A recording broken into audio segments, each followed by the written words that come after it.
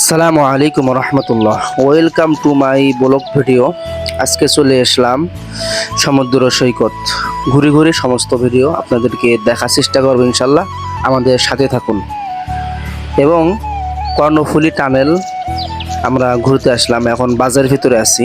দেখেন কত সুন্দর কর্ণফুলী টানেল, মাশাল্লাহ।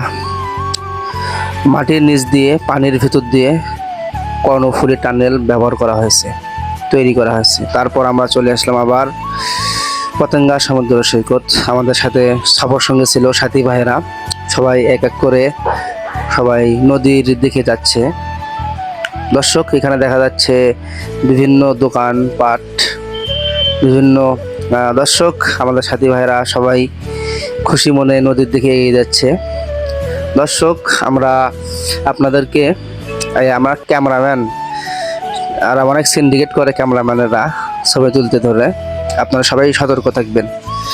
এখানে দেখতে পারবেন প্রাকৃতিক দৃশ্য, এবং এখানে কি কি দেখতে পারবেন, রোবট, স্পিড বোট, তারপর ঘোড়া, তারপর দেশ বিদেশ থেকে আগত অনেক মানুষ। মাশাল্লাহ, সমস্ত ভিডিও জুড়ে আমার অনেক ভালো লাগছে।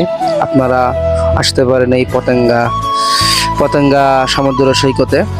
সবাই ভালো থাকবেন, সুস্থ থাকবেন। আজকে আমরা এখন নদীর একবারে মাঝখানে বা সাইডে চলে আসলাম। দেখেন পতেঙ্গা সমুদ্র সৈকত। নদীর সাইডে চলে আসলে মনে হয় যে মনটা একবার ভরে যায়। ঢেউ, তারপর পাথর, স্পিড বোট চলাচল, তারপরে মানুষজন দেখা যায় এই পতেঙ্গা সমুদ্র সৈকতে। মাশাল্লাহ, অনেক ভালো লাগছে।